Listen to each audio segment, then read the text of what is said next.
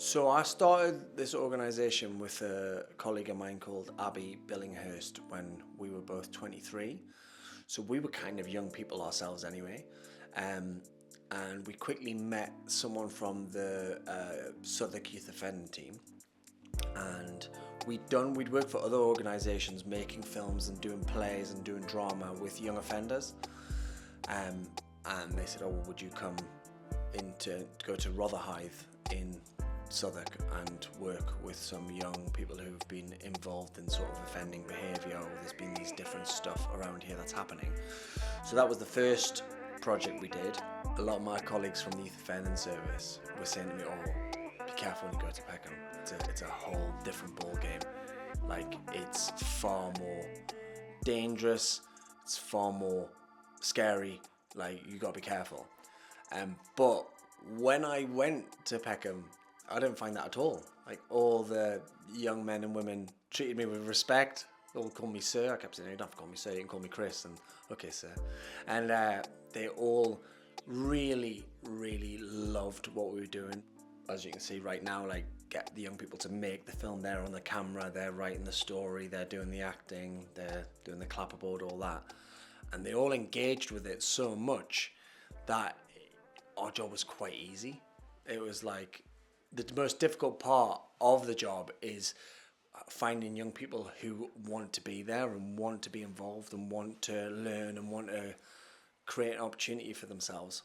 And there was these 30 young people straight away on the Brimington estate in southeast London who just loved it and were absolutely up for it. So yeah, I mean, I think any community project makes a difference to young people's lives. When I was a kid, when I was a teenager, we used to go to youth club, we used to go and play football, we used to do these things, and it just got us off the street. It got us, and I'm from Northumberland, so it rained and was cold all the time, and there's like a warm building that you could go into, and the youth leaders who seemed old to us, but were again in their early 20s, they'd talk to you and they'd treat you nicely and they'd like give you advice, or they'd take us on trips to see concerts or to Alton Towers or whatever.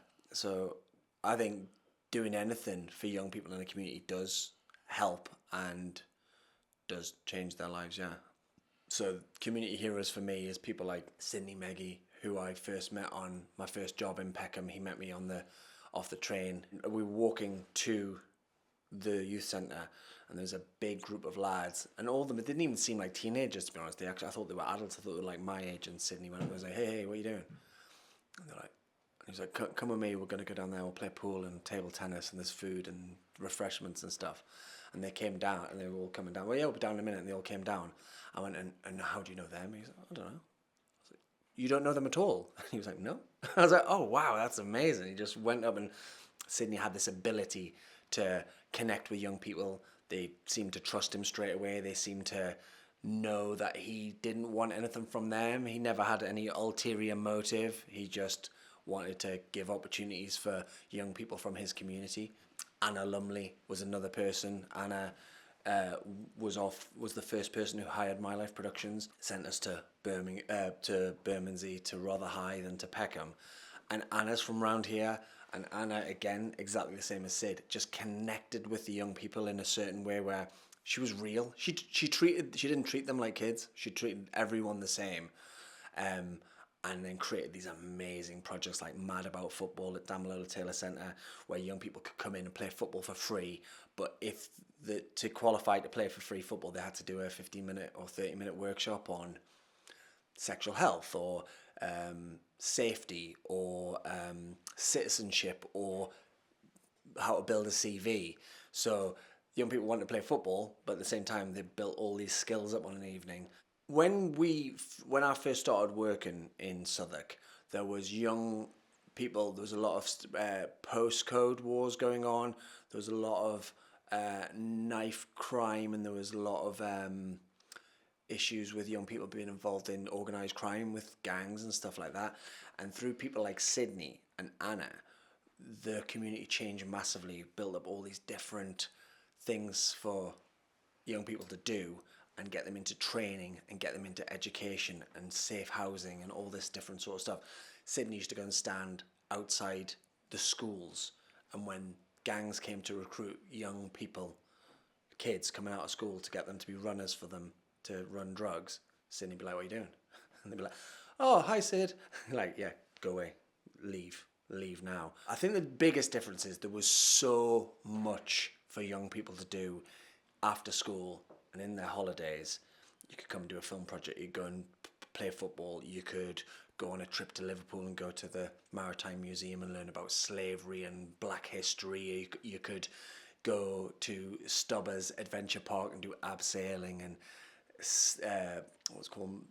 skateboarding down hills. Like all this crazy sort of stuff. There was so much for young people to do. There's so much choice. That meant young people at 14, 15 could start to build towards a career, build towards doing something really cool and being able to earn money in a legitimate way and have a good, safe, happy life. In the past 14, 15 years, all the youth clubs were closed down. Not all of them, but if there was 6 youth clubs, 5 of them would be closed. There was a point from 2010 to 2015 where all of the colleagues that I'd worked with in the youth offending service, in social service, in gangs, detached teams, all got made redundant. Everyone I worked with, Anna, Sydney, all Peter Jameson, all the people I'd worked with who were amazing at working with young people, all got let go. And then the crime rate, weirdly enough, started going back up again. So I think it's like, I think the way it's changed is there's less for young people to do. There's less safe spaces. There are less spaces where young people can be with adults and get advice. And I just think it's harder for young people now than it was than any time in the last 20 years. I think that's the big difference. We make these filmmaking projects where we get the young people to do every aspect and every job. So they train the camera, directing, sound, acting, script writing, editing. So there's all these different practical skills. But the big one is to make a film, you all have to work together as a team. You can't make a film by yourself because you can't be behind the camera, in front of the camera and do the sound and do the clapperboard and all that sort of stuff. So the big thing it does is creates team building skills and communication skills. On a film set, you have to be really polite to each other. You have to know if you're in shot, all these different things. You have to communicate. So it helps young people communicate. It helps them work as a member of a team.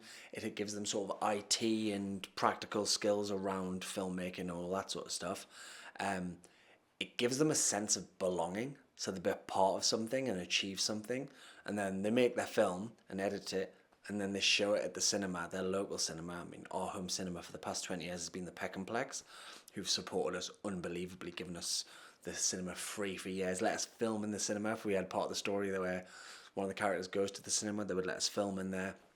But then the young people turn up with their parents, with their friends, with all the local community. And then the local community get to watch their film on this big screen. So it builds their confidence, it builds their self-esteem, it makes them feel good about themselves, it makes them know that they can achieve things. I mean, just here in this room, we've got 3 new members who've never used this kit before, and they pick it up really quickly, and hopefully that lets them know, oh, we're really clever. You know, this is really complicated filmmaking equipment, but actually we picked it up really quickly, and here the 3 of them are filming us doing this. People like Sydney, who's director of my life, he will then take those young people and signpost them into education, job opportunities.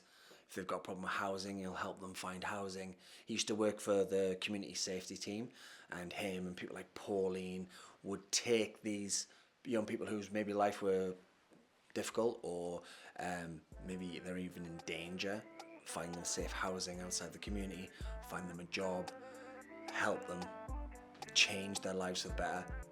People like Anna and Sydney and Pauline have changed thousands and thousands of young people's lives, have taken them for young people who are maybe on a road to, well, I'm not just guessing this because they've literally told me it as adults. Like, if it wasn't for Sydney, if it wasn't for Anna, some of them even say if it wasn't for the film project, that they'd be in prison or dead.